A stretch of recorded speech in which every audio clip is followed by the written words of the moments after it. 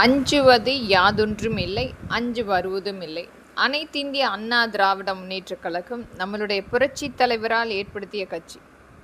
மக்கள் அந்த 3 வேளை உணவருந்த வேண்டும், வசிப்பதற்கு வீடு கட்டமைப்பு ஏற்படுத்த வேண்டும், வேலை வாய்ப்பு, தொழில் வாய்ப்பு ஏற்படுத்த வேண்டும் என்று ஒரு முழு முயற்சியாக ஒரு 20 ஆண்டுகள் 2 கட்சிகளில் ஒரு தொண்டராக வேலை செய்து, அதற்கடுத்து கால சூழல் காரணமாக அவர்களுடைய அந்த கட்சியினுடைய சுயநலம் காரணமாக இன்றைக்கும் நம்மளுடைய தலைவரை போற்றக்கூடிய வகையில் அனைத்திந்திய அண்ணா திராவிட முன்னேற்றக் கழகம் என்ற ஒரு கட்சியை முழுமையாக மக்களுக்காகவே கொடுத்து சென்றவர். முன்மாதிரியாக இன்றைக்கு அனைத்து தலைவர்களுக்குமே முன்மாதிரியாக நம்முடைய தலைவர்கள் வாழ்ந்து சென்றிருக்கின்றார்கள். இந்த பாரதிய ஜனதாவினுடைய ஆளுமை என்பது ஒவ்வொரு மாநிலத்திலுமே முழுமையாக கைப்பற்ற வேண்டும். இவர்களுடைய மதவாதத்தினுடைய கட்சியை கொண்டு வந்து முழுமையாக அந்த மாநிலத்தை கைப்பற்றி ஒரே தலைமை, ஒரே மொழி, ஒரே கோட்பாடோடு அடிமைகளாக வரக்கூடிய சூழ்நிலை என்பது நாம் ஜனநாயகம் என்று பேசிக்கொண்டிருக்கிறோம். நம்மளுடைய உரிமையை கூட பறிக்கக்கூடிய, அந்த வாக்களிக்கக்கூடிய உரிமை கூட வரக்கூடிய காலகட்டங்களில் மாற்றி அமைக்கப்படும்.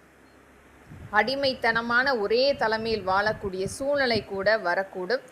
இது அனைத்து மாநிலமே முழுமையாக இந்த பாரதிய ஜனதாவினுடைய ஆளுமை மற்றும் காங்கிரசினுடைய ஆளுமையை முழுமையாக தகர்க்க வேண்டும்.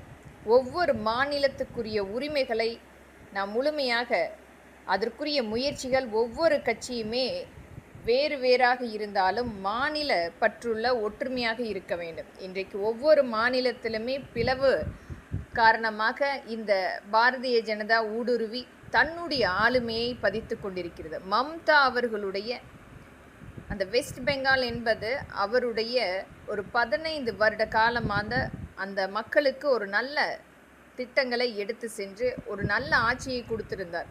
ஆனால் இந்த பாரதிய ஜனதாவினுடைய ஆளுமை என்பது ஒவ்வொரு இடத்திலுமே எண்ணற்ற ஒரு குளறுபடிகளை செய்து இன்றைக்கு வாக்களிக்கக்கூடிய அந்த ஓட்டிங் மெஷினை, இவிஎம் மெஷினை கூட முறைகேடு செய்து ஒரு மிகப்பெரிய அளவில் தன்னுடைய ஆளுமையை மதவாத கட்சியாக மாற்றிக்கொண்டிருக்கிறது.